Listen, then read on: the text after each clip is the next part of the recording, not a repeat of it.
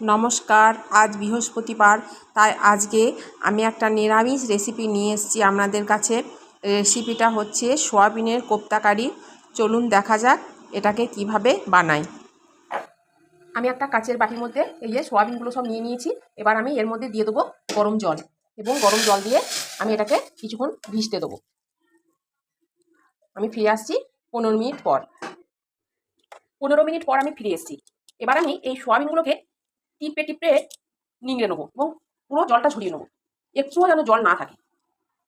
আমি কিছু পরিমাণ আলু দেবো, তাই আলুগুলোকে লবণ হলুদ মাখিয়ে নিয়ে হালকা করে ফ্রাই করে নিচ্ছি। এখন আমি সয়াবিনগুলোকে মিক্সির জারের মধ্যে নিয়ে নিয়েছি। এবার এগুলোকে আমি পেস্ট করে নেবো।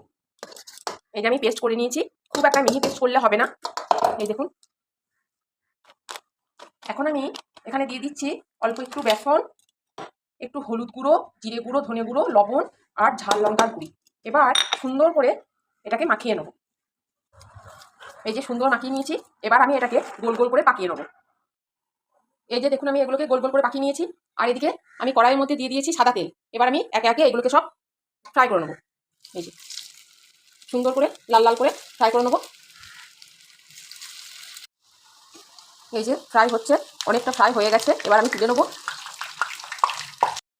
এখন আমি কড়াইয়ের মধ্যে দিয়ে দিয়েছি সরষের তেল। এখানে তেলটা আমার গরম হয়ে গেছে। এখন দিয়ে দিচ্ছি কিছু ফোড়ন। ফোড়নের মধ্যে আমার রয়েছে শুকনো লঙ্কা, তেজপাতা আর এই যে এলাচ, লবঙ্গ আর দারচিনি। এই যে ফোড়নটা আমার ভাজা হয়ে গেছে, পোড়া পোড়া হয়ে গেছে। এবার আমি এখানে দিয়ে দেবো এই টমেটো বাটা। এবার আমি দিয়ে দিচ্ছি আদা বাটা। এবার টমেটো বাটা আর আদা বাটা একটু ফ্রাই করে নেবো। এখন আমি দিয়ে দিচ্ছি জিরে গুঁড়ো, ধনে গুঁড়ো, কাশ্মীরি লঙ্কা গুঁড়ো আর হলুদ গুঁড়ো, আর দিয়ে দেবো একটু জল। এবার মশলাটাকে আমি সুন্দর করে ফ্রাই করে নেবো। এই দেখুন, মশলাটা আমার কষানো হয়ে গেছে, মশলা থেকে তেলও ছেড়ে দিয়েছে। এবার আমি এর মধ্যে দিয়ে দেবো ফ্রাই করে রাখা আলুটা দিয়ে মশলাটা একটু কিছুক্ষণ আমি কষিয়ে নেবো। এখন আমি দিয়ে দিচ্ছি লবণটা। এবার আমি এখানে জল দিয়ে দেবো এবং জলটা ফুটে আসবে, তারপর আলুগুলো সিদ্ধ হয়ে যাবে। এবার আমি এখানে ঢাকা দিয়ে দেবো।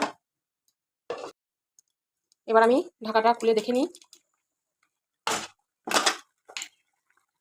আলুগুলো মোটামুটি সিদ্ধ হয়ে গেছে। এবার আমি একে একে এগুলো সব একে একে দিয়ে দেবো এবং গ্যাসটা কমিয়ে কিছুক্ষণের জন্য আবার ঢাকা দিয়ে দেবো। আমি ঢাকা খুলে নিয়েছি। এবার আমি এখানে দিয়ে দেবো গরম মশলা আর দিয়ে দিচ্ছি অল্প পরিমাণ ঘি। রেডি হয়ে গেছে আমার সয়াবিনের কোপ্তা কারি। এবার আমি নামিয়ে নেব। আশা করি আপনাদের সকলেরই ভালো লাগবে। নমস্কার।